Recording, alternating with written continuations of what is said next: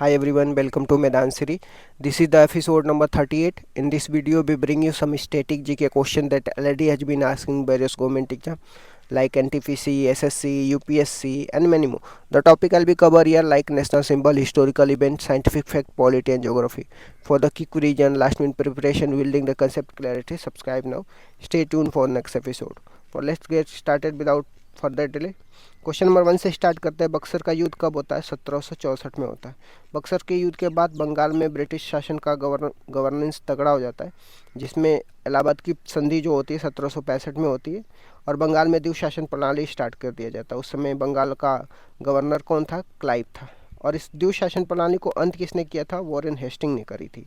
प्रांतों में द्वीप शासन प्रणाली की बात करते हैं 1909 के एक्ट से स्टार्ट हुआ था, जिसको मोरले मिंटो एक्ट भी बोलते हैं, और 1935 में गवर्नमेंट ऑफ इंडिया एक्ट के तहत इसको ख़त्म कर दिया जाता है। तो बंगाल में द्वीप शासन प्रणाली और प्रांत में द्वीप शासन प्रणाली से रिलेटेड क्वेश्चन पूछता है। तो बंगाल में द्वीप शासन प्रणाली कब हुआ था? 1764 के बक्सर के युद्ध के बाद क्या हुआ था? बंगाल में द्वीप शासन प्रणाली स्टार्ट हो जाती है। दीवानी और निजामत हो जाता था। दीवानी में क्या होता है? टैक्स कलेक्शन करने का। निजामत में लॉ एंड ऑर्डर होता था। लॉ एंड ऑर्डर का काम कौन देखता था? बंगाल के नवाब देखते थे। और दीवानी जो टैक्स कलेक्शन का काम कौन करते थे? ब्रिटिश गवर्नमेंट करती थी, जिसका हेड कौन कर रहे थे? क्लाइव कर रहे थे।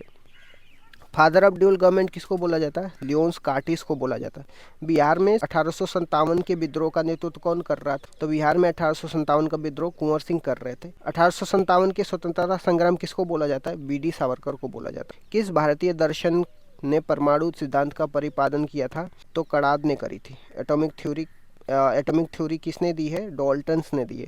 डॉल्टन्स का एटॉमिक थ्योरी हमें नहीं भूलना चाहिए।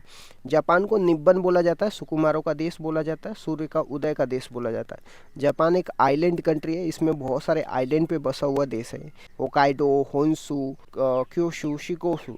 सबसे बड़ा आइलैंड कौन सा है? होन्शु सबसे बड़ा आइलैंड है जापान का।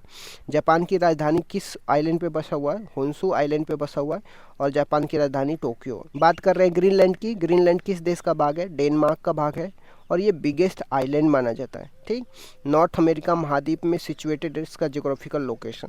ग्रीनलैंड की राजधानी की बात करते हैं, इसी को गोंड या नॉर्फॉक बोला जाता है। पंचायती राज की बात करते हैं, इसकी संस्थाओं में टोटल 29 फंक्शनल आइटम की सूची दिया गया है और किस अनुच्छेद के तहत इनकी सूची दी गई है? 243 क्लॉज जी के तहत दिया गया। नागरिकता संशोधन कानून कब पारित हुआ था? तो 11 दिसंबर 2019 को।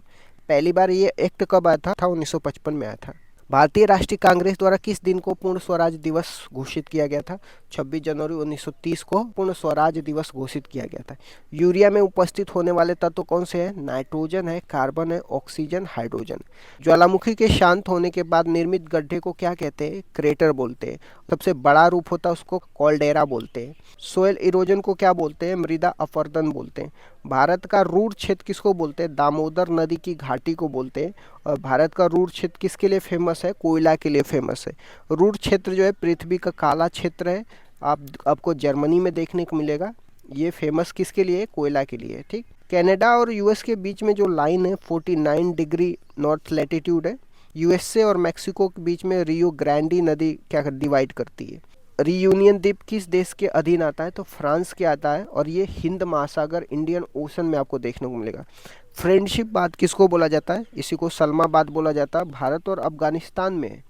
ठीक, और अफगानिस्तान की संसद का नाम शोरा है। इसका निर्माण भारत ने कराया था।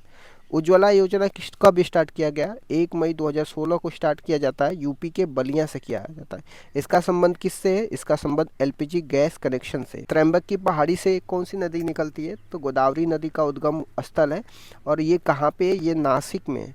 महाबलेश्वर से कौन सी नदी निकलती है? तो इसका नाम कृष्णा नदी है और ये कहाँ पे? महाराष्ट्र में है। बेतागिरी कुर्ग कर्नाटक में है और ये यहाँ पे कावेरी नदी का उद्गम स्थल है। भारतीय वन संरक्षण रिपोर्ट 2 वर्षों के अंतराल में जारी किया जाता है देहरादून से। ठीक, पहली बार इसको 1987 से जारी किया गया था। किस तत्व को त्वरित चांदी के नाम से जाना जाता है? तो इसको पारा, Hg या मरकरी त्वरित चांदी के रूप में जाना जाता है। सूर्य में ऊर्जा का निर्माण किसके द्वारा होता है? नाभिकीय संलयन के द्वारा सूर्य में ऊर्जा का निर्माण होता है। श्रव्य तरंगों की आवृत्ति का रेंज कितना होता है? जो ऑडेबल रेंज होता है 20 हर्ट्ज से लेकर के 20,000 हर्ट्ज के बीच में आता है। सो इस तरीके से मैंने 21 क्वेश्चन डिस्कस कर दिया। Thank you so much guys, keep loving, keep supporting, bye bye, see you tomorrow.